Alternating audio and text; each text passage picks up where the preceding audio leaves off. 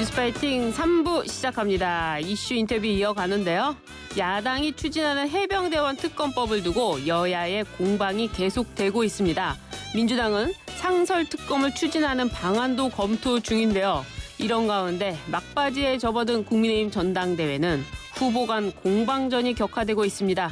이와 관련해서 국민의힘 권영세 의원과 이야기 나눠보겠습니다. 안녕하세요. 예, 안녕하세요. 예, 이 프로젝트가 처음인 것 같습니다. 그렇습니다. 지금 예. 처음 뵀는데. 예, 앞으로도 자주 불러주시기 바랍니다. 제발 자주 나와주시길 부탁드립니다. 예. 이거 훈훈하네요. 예. 그리고 의원님 의상을 보니까 굉장히 젊으세요. 센스가 넘치십니다. 이 청남방이라뇨. 대단하십니다. 고맙습니다. MZ 세대입니다. 예. 알겠습니다. 근데 웃을 수만은 없는 게요. 예. 지금 야당이 추진하는 탄핵 청원, 대통령실은 청문회에 응할 수 없다 이런 예. 입장인데 국민의힘은 어떻습니까? 이 뭐 마치 청문회. 같은 입장이지요. 네. 그리고 그 실제 그런 예가 없었습니다. 그렇죠. 뭐 청원 통상적인 청원 절차도 예. 그게 청문회로 나간 적이 제가 기억하기에는 없던 예. 걸로 알고 있고, 더군다나 그 내용들, 네. 뭐 탄핵하겠다는 내용들도 합당하지 않고 예. 그런 탄핵 자체가 사실은 그 이 청문회 대상인가 하는 데 대해서 뭐 예. 강한 의문이 듭니다. 문제가 있다고 생각을 하고 예. 대통령실도 그런 생각을 하고 있고, 제가 알고 있기로는 우리 당에서도 같은 입장인 걸로 알고 있습니다. 예. 그 보통 이런 청원 사유가 올라오면 예. 국회에서 판단을 먼저 하지 않습니까? 예, 또 예. 국회의장이 이거는 판단할 수가 없다 하면 판단을 하지 않습니까? 예. 뭐 청원심사소위에서 보기도 하고 그러는데 네. 뭐 몇 가지 왜 국회법상 예. 이 조항이 있지 않습니까? 예를 들어서 뭐 국가기관을 모독하는 부분이라든지 그렇죠. 예. 현재 수사 중인 거라든지 예. 뭐 그런 등등에 대해서는 그 심사를 안 하는데 예. 거기 지금 나온 사유들이 다 그런 사유에 해당되는 거 아니겠습니까? 그렇죠. 그리고 심지어는 예. 뭐 대북전단 날렸다고 탈핵 사유라고 그러니까요. 그러는데 예. 대북전단 그러니까 확성기 한다고. 네. 확성기 지금 뭐 본격적으로 하지도 않고 지금 준비 단계인데 예. 그걸 가지고 탄핵 이유를 삼는 청원에 대해서 이게 청문회를 연다라는 거는 이거는 분명히 정파적인 것이지 그게 정상적인 절차는 아니다. 예. 이렇게 보고 있습니다. 민주당은 또 입장이 만약에 그 탄핵 반대 청원이 올라오면 네. 그것도 뭐 청문회를 하겠다라는 입장인데 근데 탄핵 반대 청원을 뭘로 합니까? 이게 결국에는 그 탄핵에 밑자락을 까는 거 아니냐 이런 그렇죠. 우려도 이제 있거든요. 올라오면 다 하겠다라는 예. 얘기를 이 주장하기 위해서 반대 예. 청원도 하겠다라는 얘기인데 그 반대 청원 그게 소위 법률가시니까 예. 이 부작위에 대해서 뭘 하겠다라는 거가 그러네요. 이상한 얘기지요. 결국에는 이제 그 민주당의 정치적 의도가 있다 이렇게 그렇죠. 판단할 수밖에 없겠네요. 근데 뭐 제가 알고 예. 있기로는 민주당 내에서도 네. 지금 정청래 의원의 독주에 대해서 법사위. 좀 걱정하는 법사위와 예. 정청래 그 위원장의 독주에 대해서 좀 걱정하는 분들이 많이 계신 걸로 알고 있습니다. 그렇군요. 민주당이 이와 관련해서 특검법으로 특검 전국을 이어가고 있는데 이번에는 그 상설 특검을 추진하는 방안을 또 세우고 예. 있습니다. 이제 뭐 규칙까지 바꾸겠다 이런 예. 입장인데요. 어떻게 보십니까? 이게 가능성이 뭐 있습니까? 저도 언론에서만 좀 들었습니다만 네.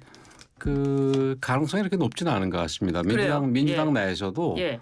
그 일부의 의견이고 아마 주류에서는 이 상설 특검을 이용하는 방법에 대해서는 조금 회의적인 걸로 알고 있습니다. 그렇군요. 예, 뭐 우선 상설 특검 자체가 지금 그걸 활용을 해서 특검이 지금 실시된 적이 한 번도 없고, 예.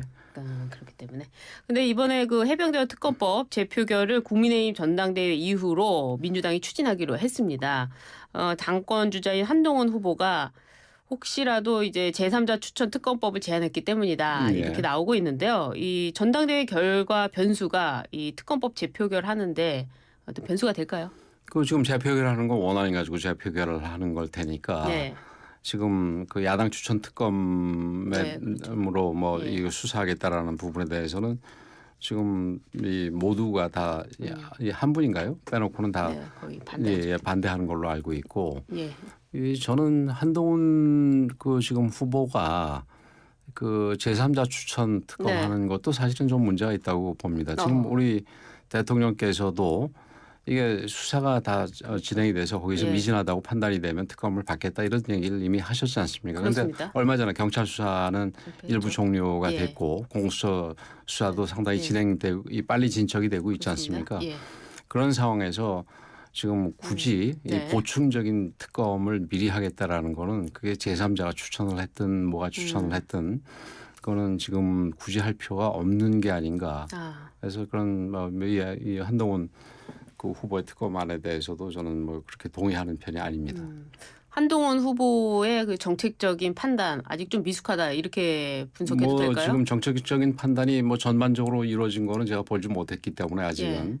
네, 어쨌든 이 부분에 대해서는 저는 동의하지 않습니다. 총선 패배와 관련해 가지고 네. 당내에서도 이제 총선 백서를 발간하고 거의 다 만들어졌다고 하는데요. 그 안에는 이제 뭐 한동훈 후보와 김건희 여사의 문자도 들어가 있다 이렇게 나오는데 분석 어떻게 하세요? 총선 패배의 원인.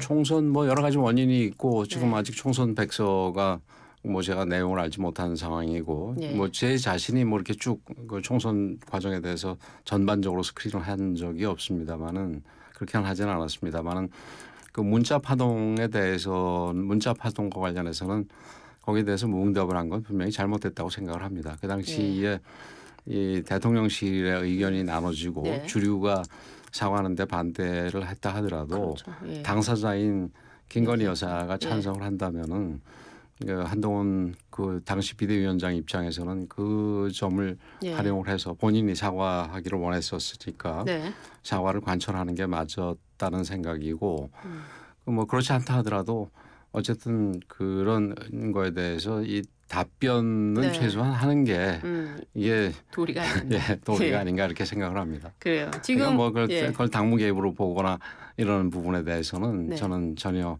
동의하지 않습니다. 그렇군요. 지금 비대위원장이 따로 계시지 않습니까? 황우여 비대위원장 활동을 하고 계시는 건데요. 이 총선 백서 발간에 관련해 가지고 공식적으로 비대위의 입장은 아니었지만은 그래도 전당대회 이후에 발간을 하겠다 이렇게 입장을 그 지도부가 내고 있습니다.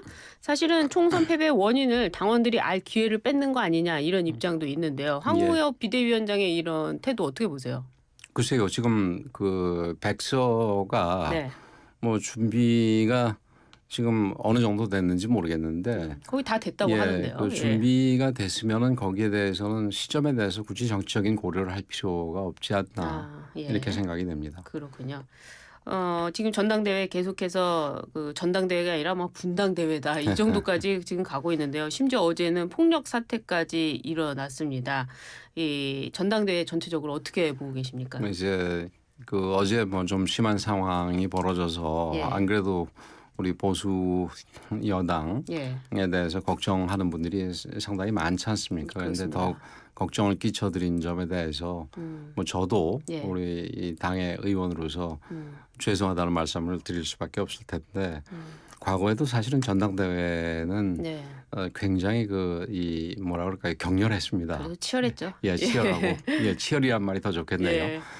그랬는데 지금 오히려 민주당의 전당대회가 이상하지요.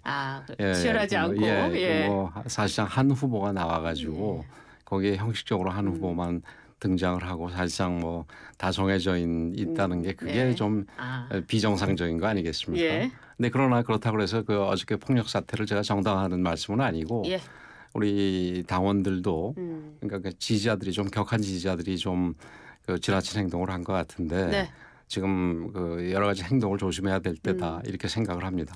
사실은 그렇게 된 이유가요. 한동훈 후보를 향해서 배신자 이런 외침이 있었다고 해요. 근데 이 배신자라는 이유가 나오게 된 게 바로 그 김건희 여사의 문자 파동 때문 아니겠습니까? 그래서 지금까지 뭐 여론조사만 보면 한동훈 후보가 뭐 과반을 확보한다라는 얘기도 있지만 실제 당심은 다를 것이다 이런 분석도 나오거든요. 민심과 당심 특히 전당대회도 많이 치러보셨으니까 조금의 괴리는 있는 거 아니겠습니까? 뭐 이 문자 틀림없이 있습니다. 아무래도 당에서 이 당원으로 활동하시는 분들 같은 경우에는 조금 더 다른 생각을 하시는 분들이 있으니까 일반 그래서 뭐 이 민심을 반영을 해야 된다 그래서 그게 뭐 몇십 프로로 놔야 돼, 20%로 놔야 되니, 30%로 놔야 되니, 50%로 놔야 되니 하는 거 아니겠습니까? 그 얘기는 기본적으로 민심과 당심의 괴리가 있다라는 걸 전제로 해서 하는 얘기니까. 그렇죠. 이 문자 파동이 좀 당심에 영향을 줬을까요? 뭐 영향은 줄 수 있다고 생각을 합니다. 이 배신자 논란도 문자 파동 이후에 나타난 거거든요. 그렇죠. 근데 이제 문자 파동을 뭐 그걸 배신자로 보느냐 모느냐는 뭐 여러 가지 견해가 다를 수가 있겠지만 어쨌든 아까도 말씀드렸듯이 그 문자에 대해서 네. 전혀 반응을 하지 않은 부분은 분명히 잘못됐다고 생각을 합니다. 최근에 의원님께서 그 김건희 여사의 그 명품 가방 수수 그 네. 지금이라도 좀 사과하는 게 어떻겠냐. 아주 예. 늦지는 않았다 이렇게 말을 하셨잖아요. 그때나 지금이나 비슷한데 네. 이게 전반적으로 그러니까 이 전체적인 처리 과정에서는 사실은 문제가 없는 제가 알고 있는 예. 한 문제가 없는 걸로 알고 있습니다. 그러나 이제 많은 우리 당원들과 국민들이 애초에 그걸 받지 않았으면은 예. 하는 아쉬움은 있지 않습니까? 어저께인가요? 그저께인가요? 행정관이 조사를 받았는데 네. 받자마자 돌려주라고 지시를 하셨다고 그러던데. 그렇습니다. 예, 그래서 뭐 그건 아주 잘된 행동인데 네. 그보다 더 좋은 행동은 아예 거절을 했으면 좋았지 않겠나 예. 그런 그런 생각입니다. 점에서 좀 사과를 지금이라도 하는 게 예, 좋겠다. 알겠습니다. 이와 관련해서 지금 김건희 여사가 보낸 문자를 계기로 또 예. 한동훈 후보의 댓글팀 의혹이 제기가 됐습니다. 특히 예. 그 법무부 장관 시절에 온라인 여론을 조성하는 팀을 따로 꾸려왔다라는 주장인데요. 원희룡 후보는 또 드루킹 사건이 떠오른다. 예. 이렇게까지 반응하고 있습니다. 이 사태를 또 어떻게 보고 계십니까? 글쎄요, 뭐 지금 그게 사실 확정된 거는 아닌데 예. 여기저기서 뭐 문제 제기가 있고 예. 또 일부는 아마 수사 의뢰도 한 걸로 그렇습니다. 제가 저기 듣고 언론에서 본 것 같은데 예. 어떤 형식으로 가든지 간에 그게 확인이 되지 않겠나 이렇게 예. 생각이 됩니다. 그래서 확인이 된다면 네. 그에 합당한 처리가 이루어질 거라고 그렇게 생각을 합니다. 그리고 그렇게 돼야 된다고 생각을 합니다. 이게 법무부 장관 시절에 온라인 여론을 조성하는 팀을 따로 꾸렸다. 이게 장관 시절이니까 좀 문제가 심각해지는 거 아닙니까? 만약에 개인적으로 실제 꾸린 게 사실이라면은 그런 좀 문제가 있을 수 있겠죠. 윤석열 예. 정부에도 좀 타격을 입지 않을까요?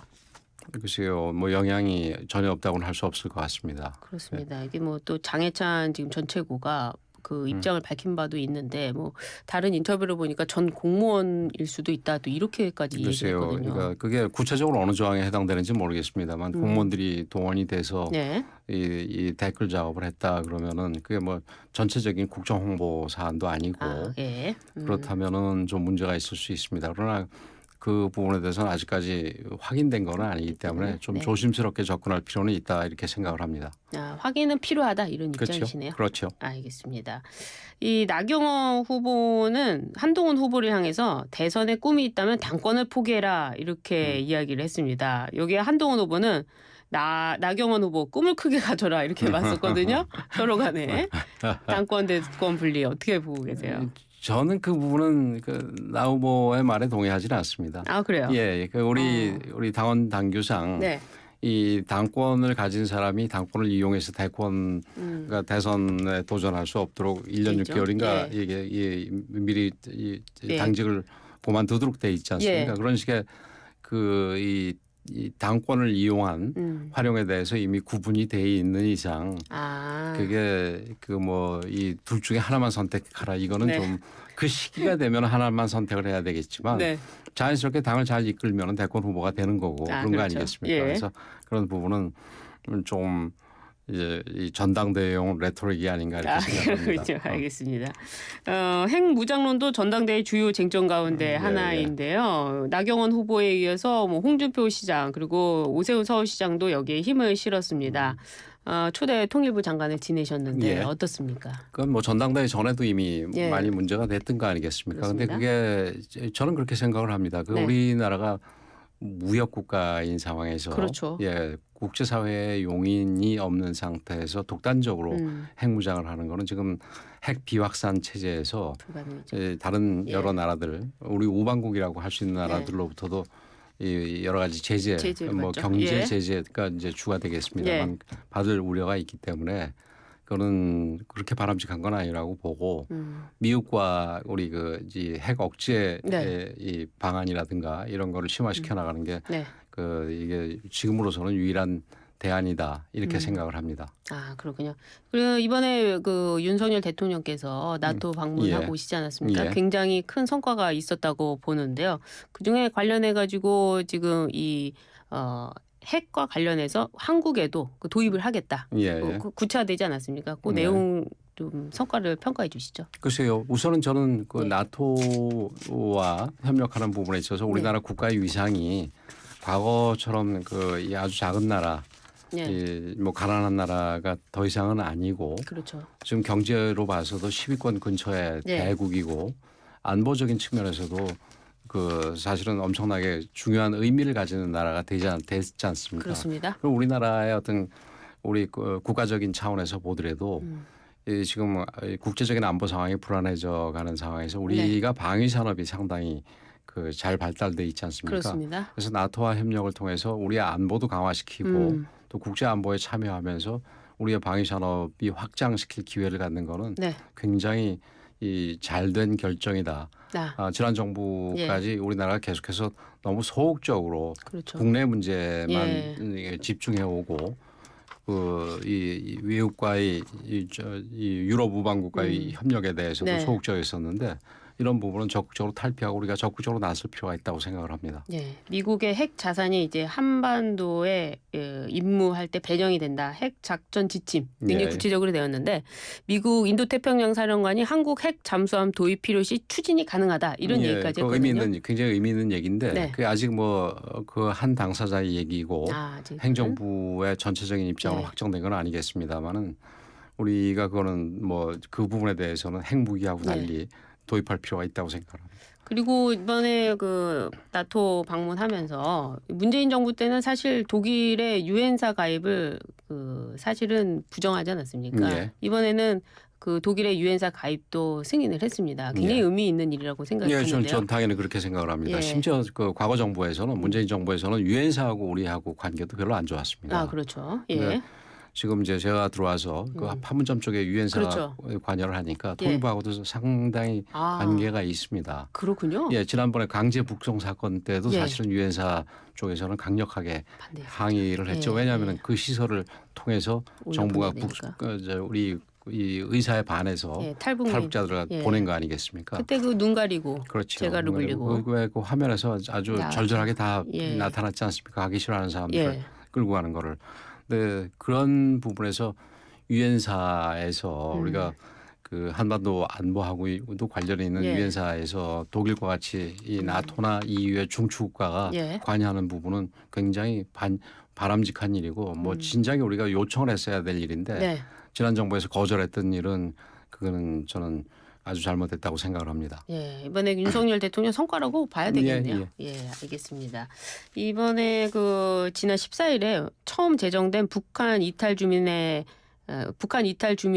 날 기념식이 열렸습니다. 이 자리에 참석한 윤 대통령은 북한 동포를 단 한 분도 돌려보내지 않을 것이다. 이렇게 일절 막고 굉장히 탈북민들도 눈물을 흘리시더라고요. 어떻게 보셨어요? 아주 맞는 말씀이고요.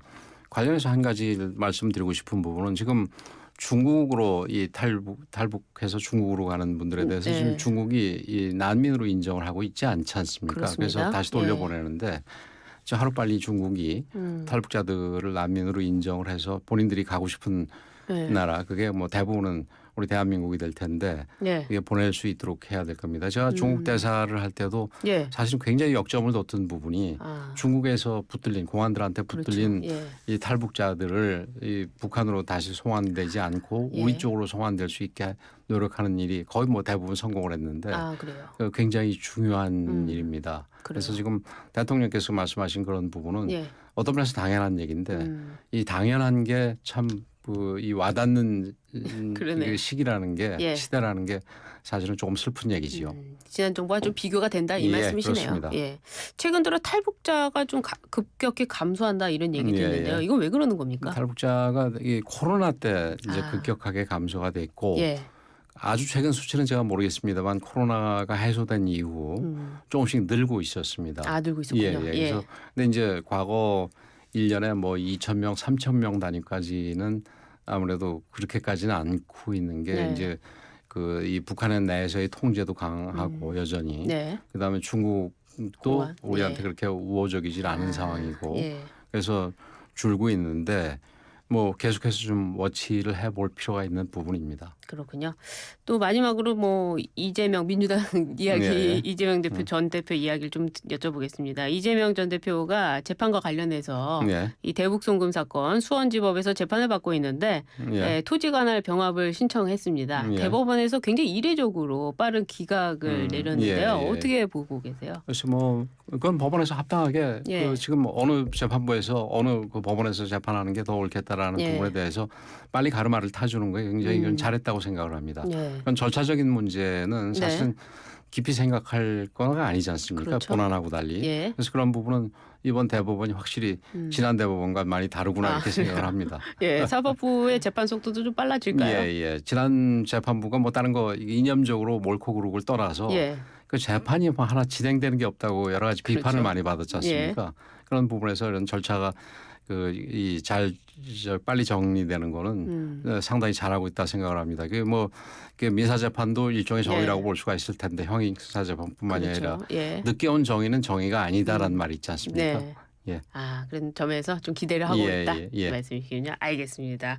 오늘 말씀 잘 들었습니다. 예. 지금까지 권영세 국민의힘 의원이었습니다. 감사합니다. 다시 한번 불러주셔서 감사합니다. 감사합니다. 예.